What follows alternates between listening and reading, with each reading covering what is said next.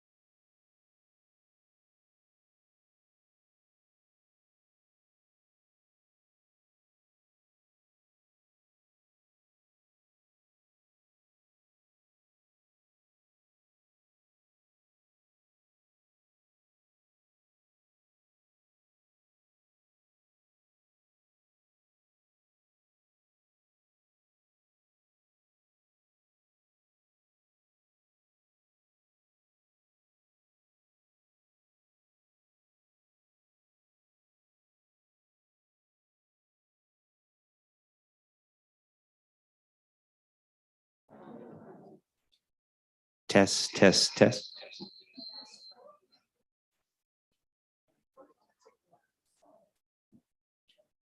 Testing, testing.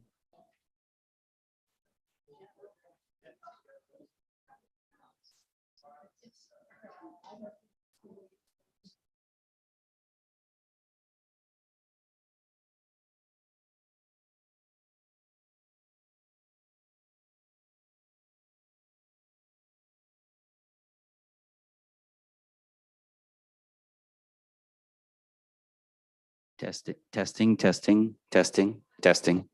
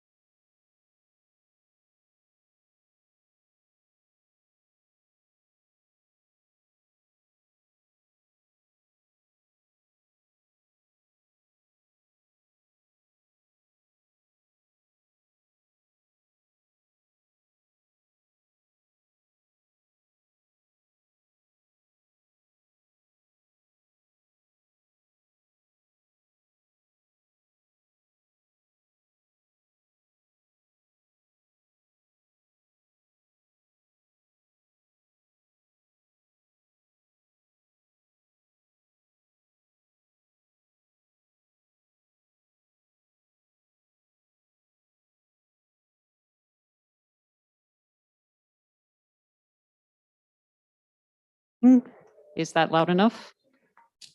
Maybe not. A little bit more, Bradley. I'm loud though. How about now? That seems better. Yes?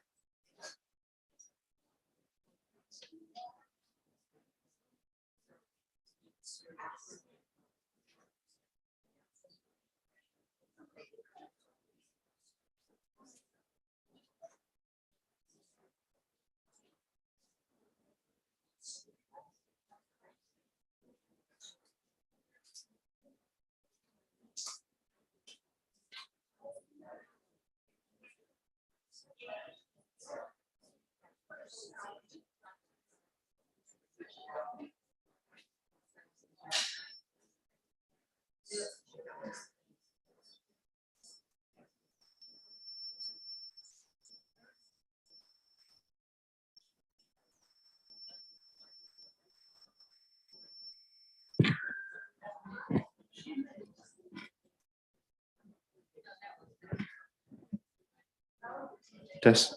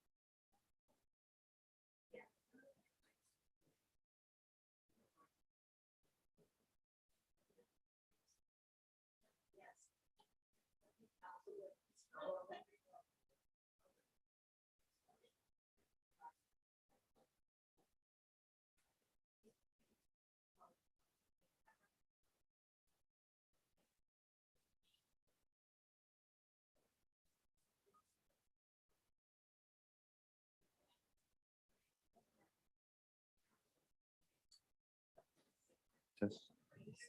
Testing. Check.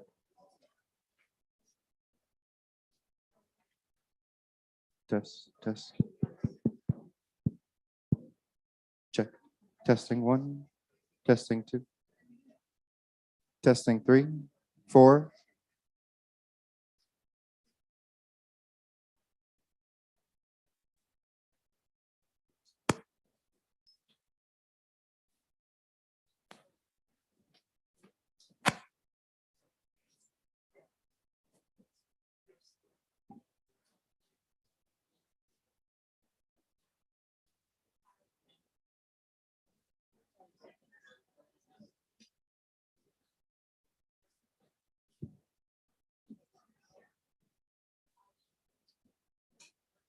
Test. Testing, test, test.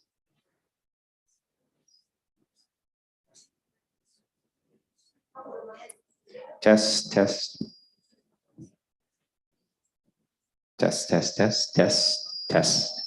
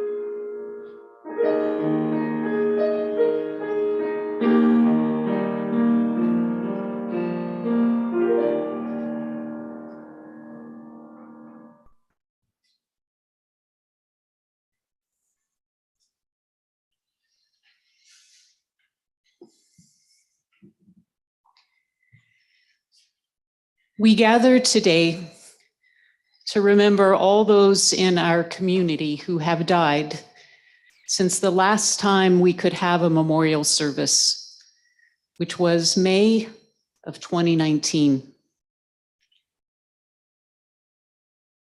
Included among those we remember is one resident who died this morning at 4:45, Minette Diamond. Because Minette's death is so recent, I ask that you join me in a moment of silence now as we remember her and surround Myron as well as Minette's extended family with our thoughts and our prayers.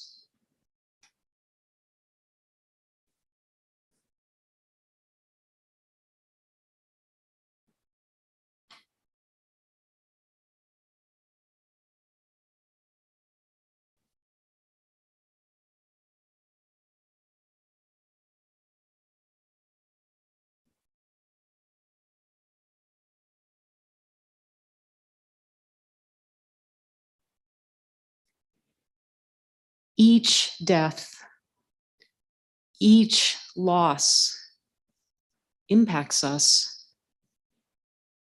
And today, because of how COVID has so upended our lives, we have 72 deaths, 72 losses. This service is a chance to remember, to reflect, and to be intentional about how we as a community move forward. This service is about grief. It's about resilience in the face of adversity. And this service is about hope. As we begin, I want to tell you a resident story that embodies all three. Carl Thorson died in the healthcare center in October of 2020. And he died with his family gathered around him. Given that COVID restrictions were in full force at that time, the family being together to give Carl what Kay refers to as his send-off, the family being able to be together was nothing short of miraculous.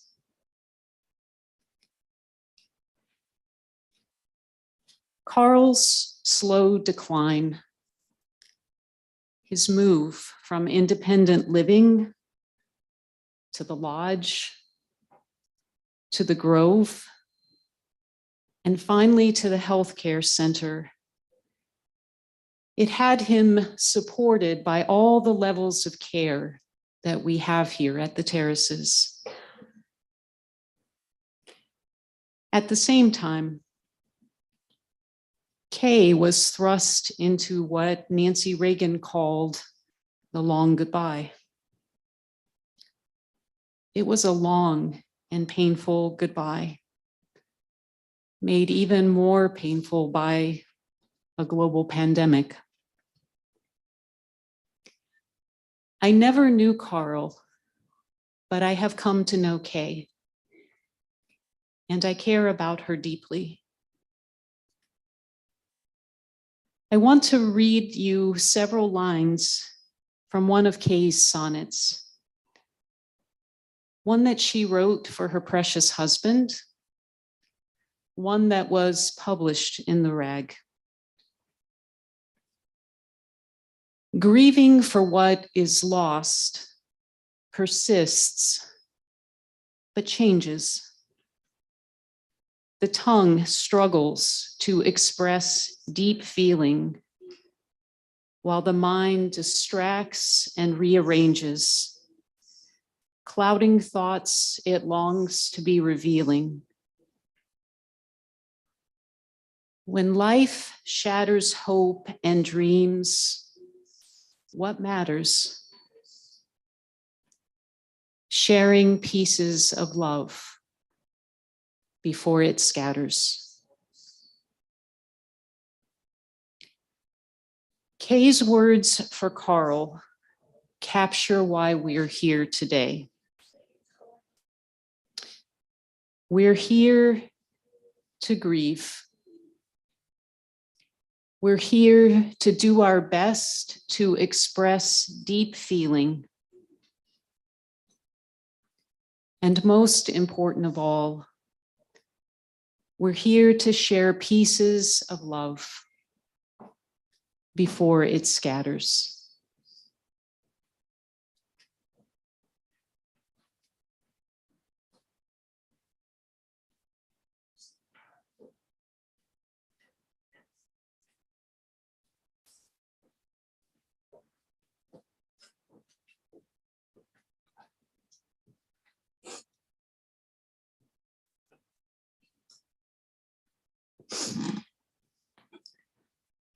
One million 124,640 minutes, or 18,744 hours, or 781 days, or 2 years, 1 month, 20 days.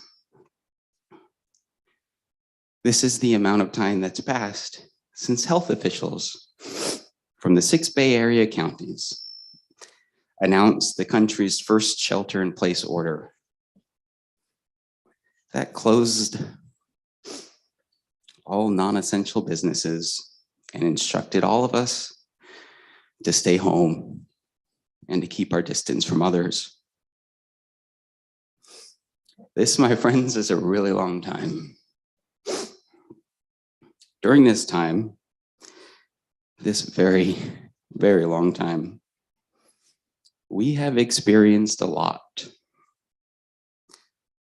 While the experience has been unique for each one of us, there's something that we have all experienced, and that is loss. We've lost a lot over the last 2 years, 1 month, and 20 days. Although sometimes it's easy, and certainly at times to a degree it's important that we categorize our losses and we compare them against each other. It's important that we recognize that the losses that we have experienced, and we acknowledge the fact that all of these are losses. No matter how great or how small they may seem now, they've all had an impact on each of us. They've been hard, and oftentimes they've been painful. We have all lost experiences because we couldn't attend important events. We missed birthday parties for our loved ones, our children, our grandchildren.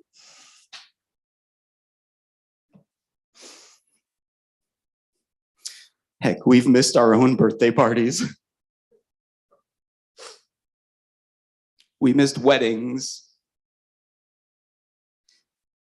We lost the opportunity to be with loved ones as they had babies, as they graduated from schools,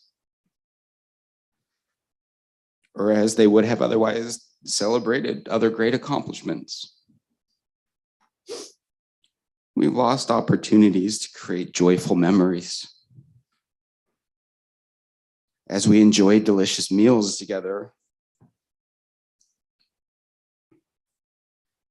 we missed that one final meal before we took a wrecking ball to the old main dining room.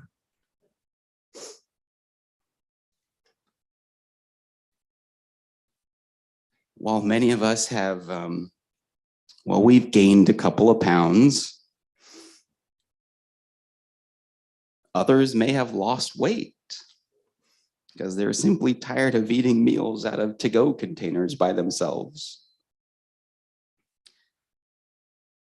Some of us have seen the color of our hair change a little bit due to a little quicker loss of pigment in our hair.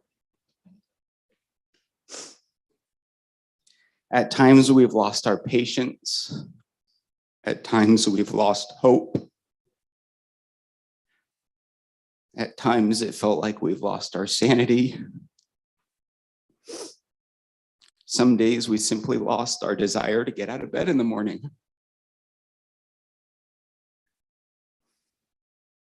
For some, we lost the opportunity to travel lost the opportunity to see places around the globe that we had never seen before, but had plans to, and we're really looking forward to seeing. We lost the opportunity to attend, some of us, spring baseball spring training, or to watch our children or grandchildren or great-grandchildren play baseball, soccer, other sports with their friends and classmates. We lost the opportunity to spend time with the people we love. We lost the opportunity to be together physically in times of need. We lost the opportunity to give a warm embrace to others as they struggled with the loss of a loved one. We lost the opportunity to receive a warm embrace when it was so desperately needed.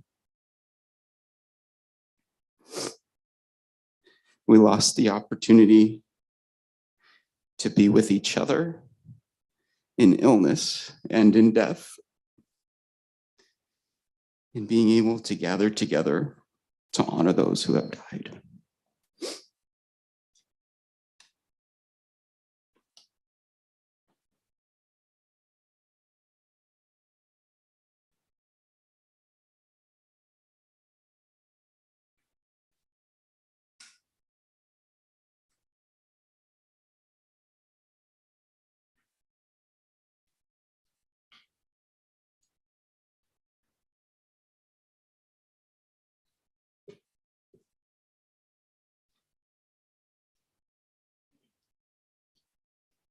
The word yisker in Hebrew means remember.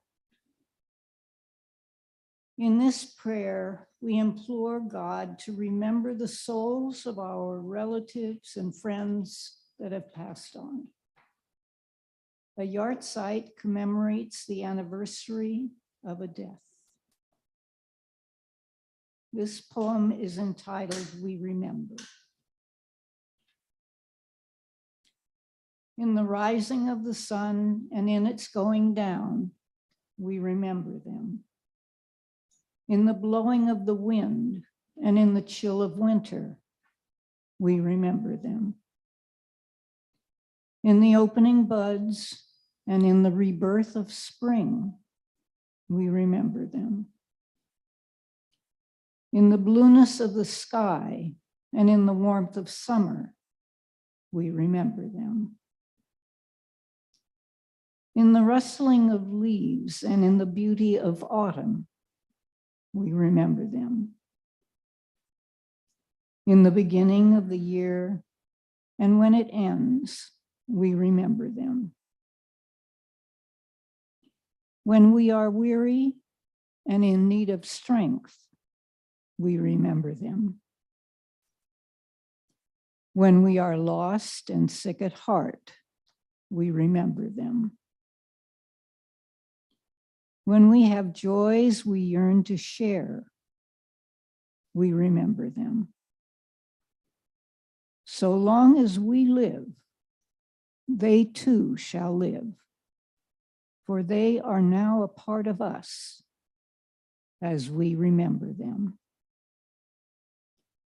We remember with sorrow those whom death has taken from our midst during these past years.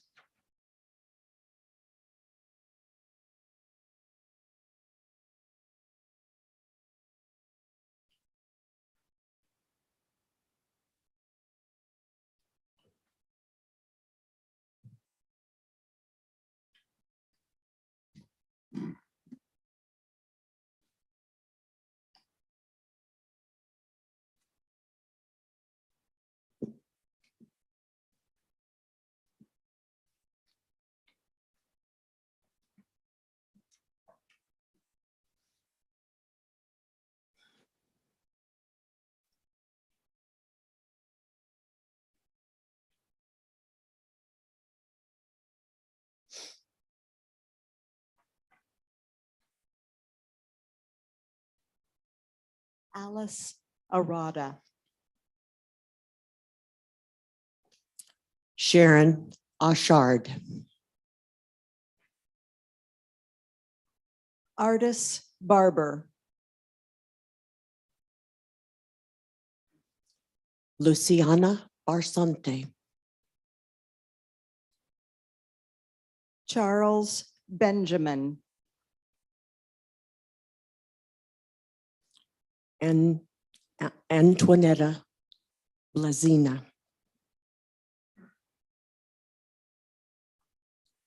Ronald Borcherding.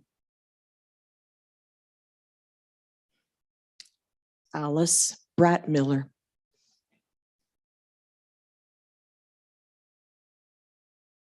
Raymond Brown.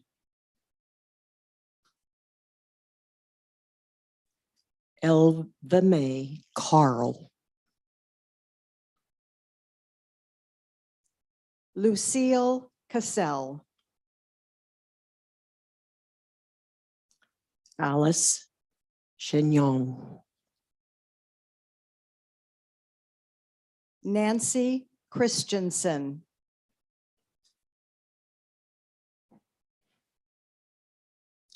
Wayne Chronister. Helen Connolly. Janice Criswell. Joanne Crum. Minette Diamond. Marguerite Dulay. Robert Durbeck.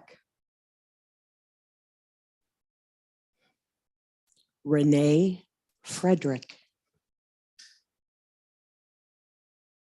Madeline Furs. Diane Gonzalez.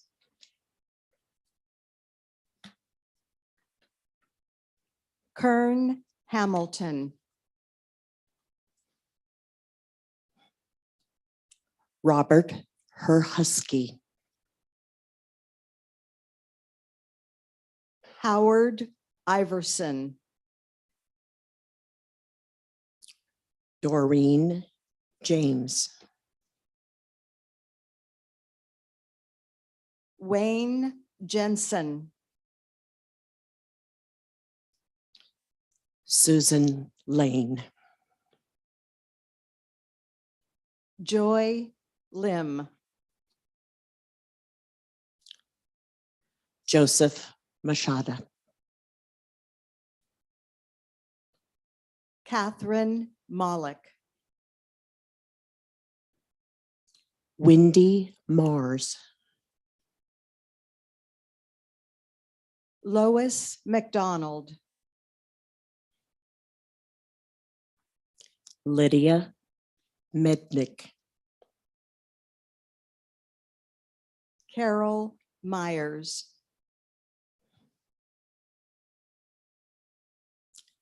Barbara Metzler. David Millen.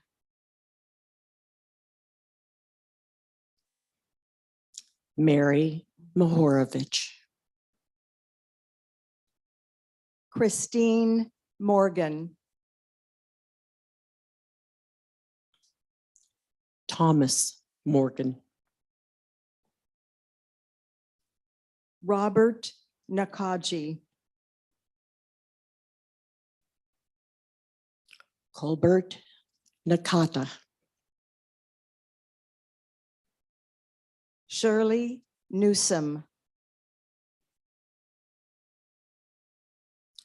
Norma Oliveri.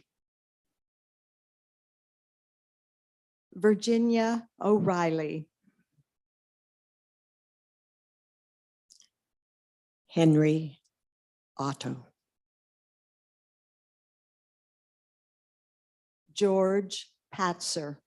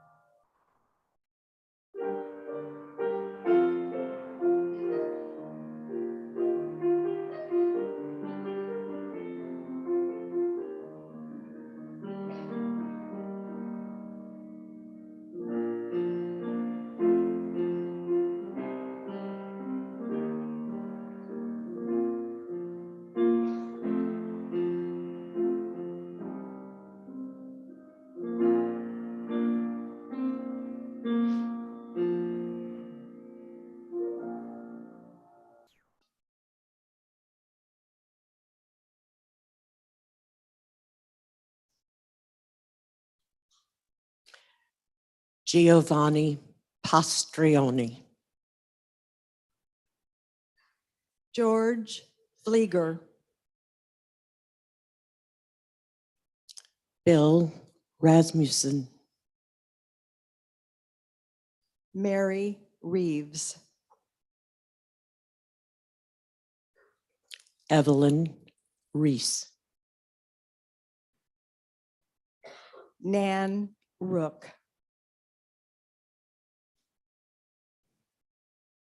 Ronald Roth, George Royer, Sandra Rubin, Bernice Scheibel, Janet Schwegman, Ed Shaw,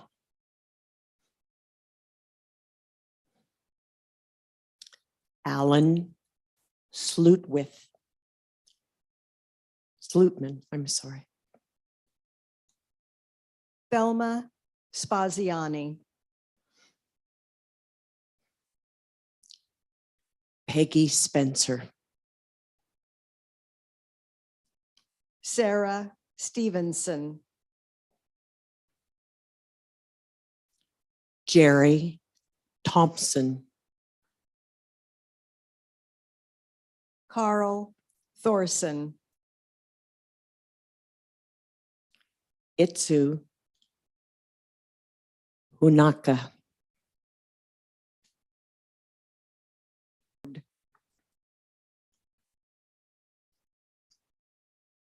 Robert Whitty. Carlton Wright. Dwight Wygant. Barbara Yeager.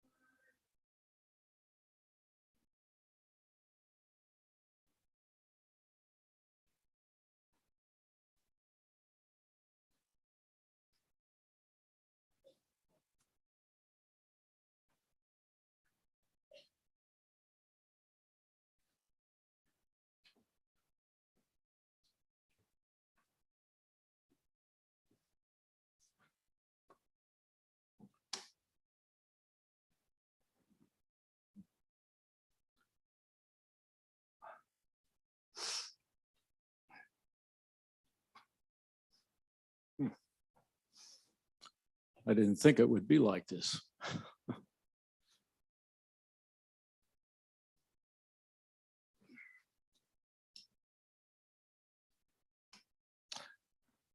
This is a poem that I wrote for Bill Zilker a while back.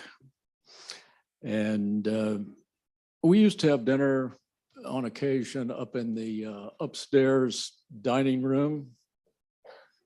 MJ was there, a couple of others. And if you remember, is that out in the fountain court, we had these beautiful white blossom trees that bloomed every spring. That gave us a lot of joy. And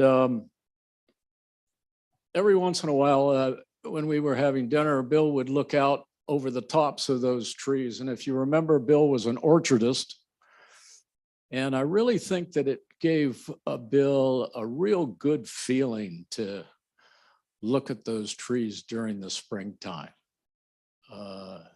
Those beautiful blossomed, white blossom trees that we had. So one evening, Bill said, you know, Mike, you ought to write a poem about those trees. So I did. And Bill liked it. Short little poem. In fact, one evening he mentioned that the last line of the poem reminded him of hope of renewed life. I hadn't intended that, but that's something that Bill took away from it. So this is blossom trees. One other thing, I have to thank Alan Freeble, there's Alan, for reminding me that those trees were flowering pear trees, if I remember correctly. I hope I've got that right. But I miss those trees. No complaints, Bradley. I don't know where you are. No complaints, Bradley. Fountain Court looks good, but I still miss the trees. I miss the 4 trees. So blossom trees.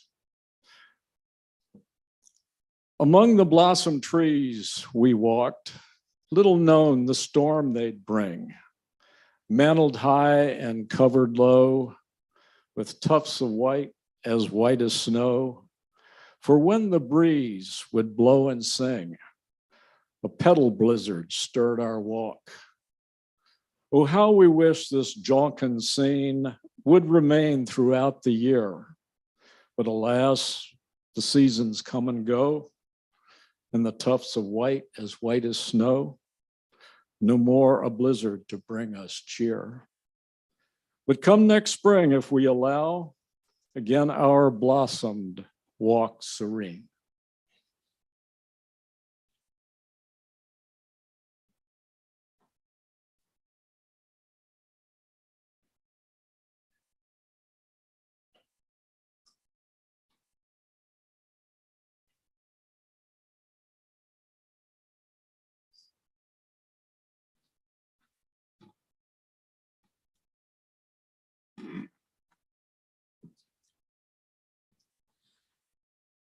In the interest of never letting a good pandemic go to waste, what did we learn?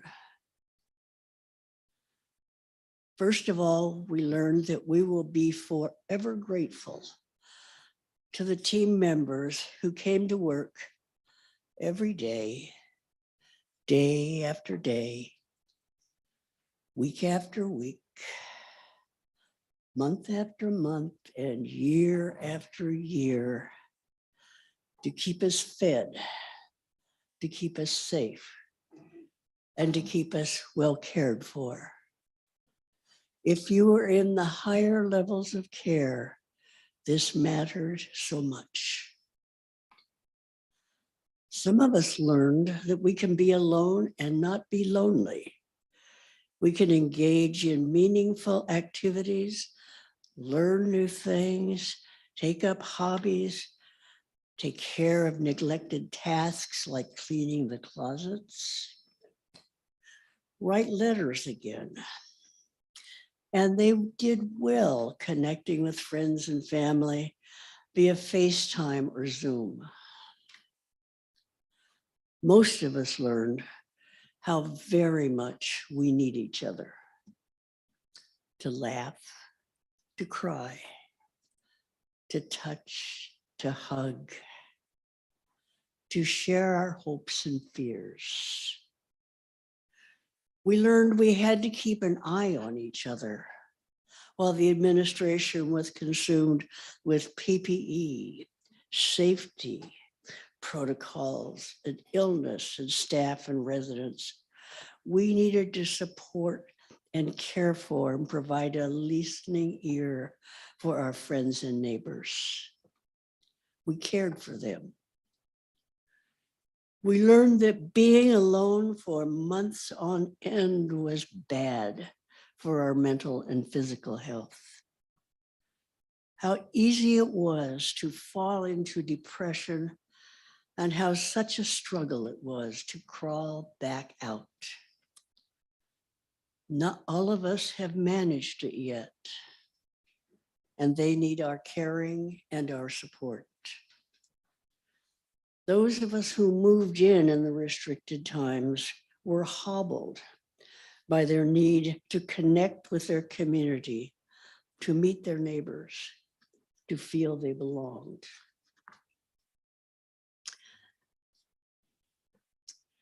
We would not have survived without Zoom. Who knew? Open the screen and laugh and visit with friends and family and relish the sight of the uncovered faces. Weren't they beautiful? We didn't see them here, but we saw them on Zoom. We learned how important the rag was to the editors who were challenged to write articles when there was absolutely nothing to write about, who met weekly on Zoom and held each other accountable, edited each other's work mercilessly, and promised to meet again and produce new articles. To the residents who had 16 or 20 pages of stuff to read every month, articles, stories, jokes, and poems, something to look forward every month. And to our editor, Pat Smith, who held it all together during those 2 years.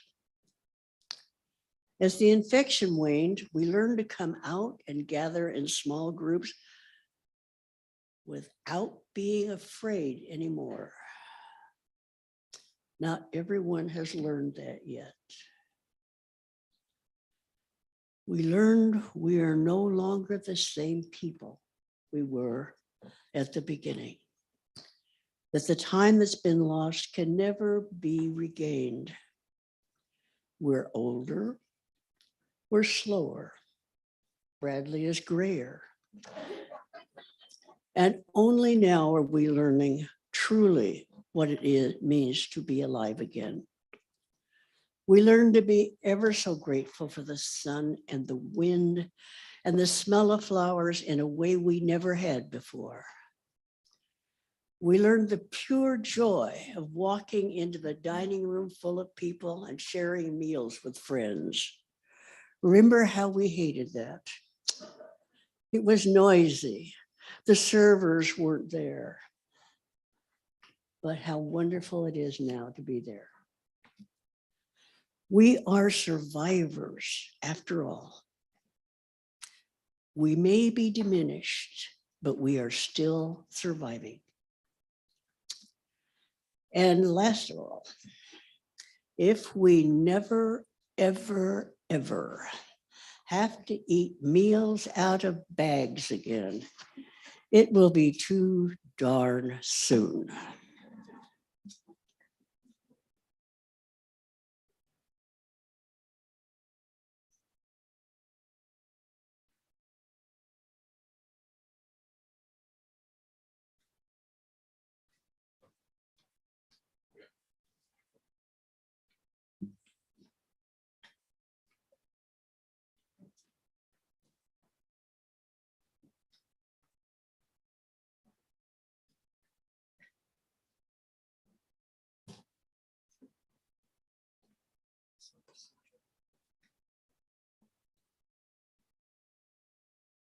We are all just walking each other home.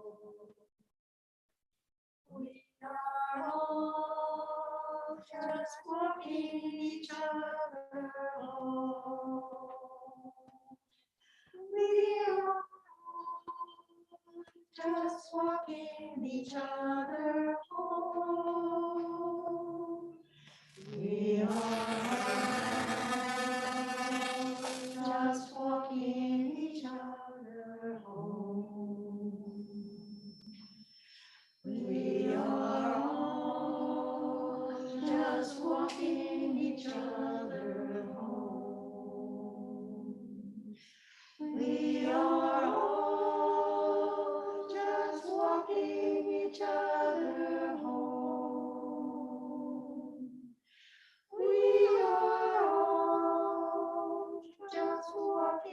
each other home. We are all just walking each other home. We are all just walking each other home. We are all just walking each other home. We are all just walking each other home. We are all just walking each other home. We are all just walking each other home.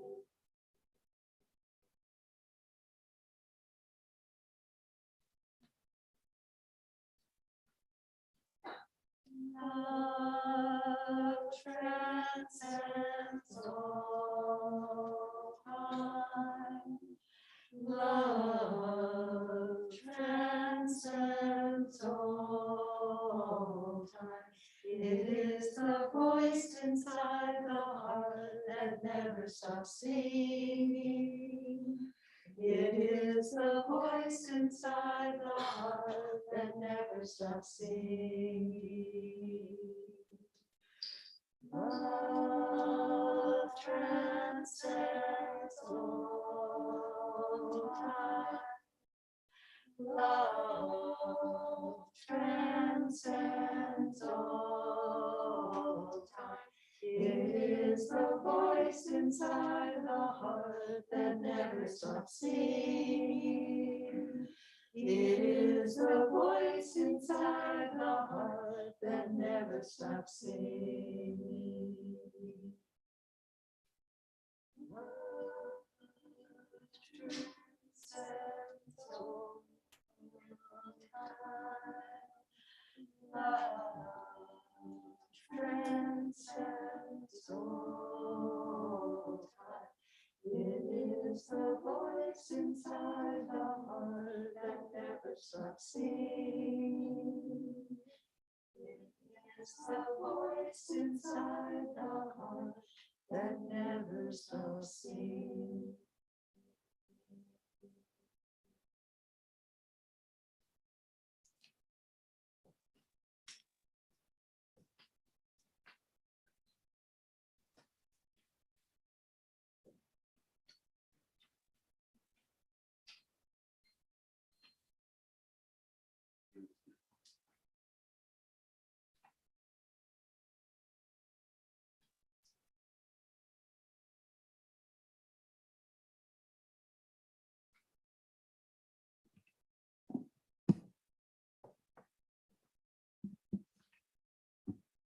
Twinkling of an eye.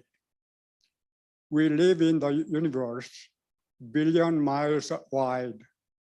The planet Earth is billion years old. We are a tiny specks in this vast universe. And we stay on this planet for a twinkling of an eye. While we are here, let's be friends. Let's play together. Let's sing together. Let's look at each other with a broad smile, sing a song of brotherhood. even for a twinkling of an eye.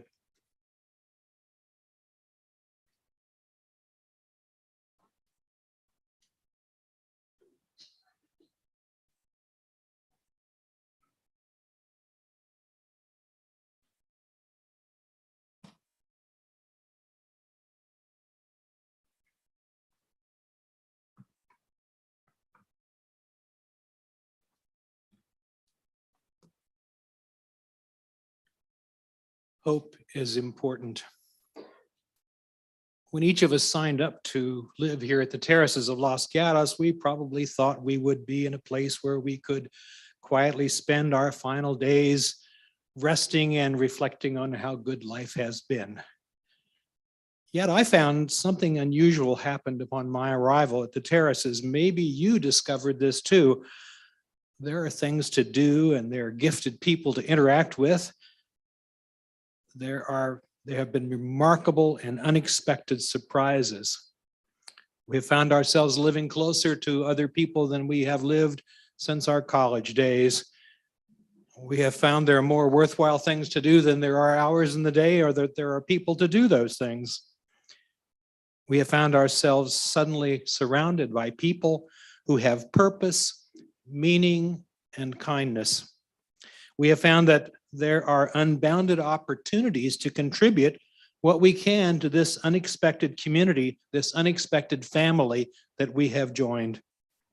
I'm reminded of the words of John Donne, an English poet, scholar, and religious leader who wisely said, "No person is an island, no person stands alone." He went on to say that every person is a piece of the continent, a part of the main. And he said, even if a simple tiny little clod gets washed away by the sea, the whole continent is the less. So it is when a friend, a resident, a friend of ours here who passes away, we are diminished in some way because we each are part of this special community we call the Terraces of Los Gatos. It is an imperfect community that is much like a family with all the quirks and ticks that a family has. Think about your own family. There is Aunt Maud, who complains that the pasta sauce in the dining room is too spicy. And there is Uncle Louie, who complains that the pasta sauce is far too bland, and he orders a bottle of Tabasco sauce to make sure that he fixes that. And absolutely, there are those who say we are blessed to be able to eat pasta together in a place where everyone can share their experiences, their talents, their empathy, and their friendship. And so today we gather to celebrate the lives and contributions of those who we've lost in the past 3 years. John Donne goes on to say, "Don't ask for whom the bell tolls, it tolls for thee." While we don't have the tradition of ringing bells these days to mourn the loss of a member of our community, we could easily update what he said by saying, "Don't ask for whom we light candles and place a framed picture near the concierge desk. This is done for you and for me." It is to remind us of the wonderful friends we will miss so much. It is to remind us that life is short and that there is not much time to tell our neighbors how much we appreciate them as beloved friends. It is a time to remind us that we are all held in the hands of a loving Creator. It is a time to remind us of the hope we have for additional surprises as we experience the next phase of whatever our Creator has in mind for us. In my imagination, I can envision us ultimately sitting at a banquet table somewhere in the great beyond. No doubt somewhere down the table will mutter that the heavenly pasta is overcooked and is much too soggy. And yes, there will be likely someone seated just across the table from whom will say, "On the contrary, the heavenly pasta is undercooked and it's hard for me to chew it." There will be many who will say how blessed we are to be invited to the unexpected banquet, surrounded by all those we have grown to appreciate and love. And so today, my hope is that someday there will be more incredible surprises that will remind us of how blessed we are to be able to laugh, to share memories, and to renew treasured friendships. My hope that someday we will have a clearer picture of how we have always been gently held in the loving and forgiving hands of our Creator. My prayer is that these things will be your hope as well, for I truly believe the best is yet to come. May it ever be so. Amen.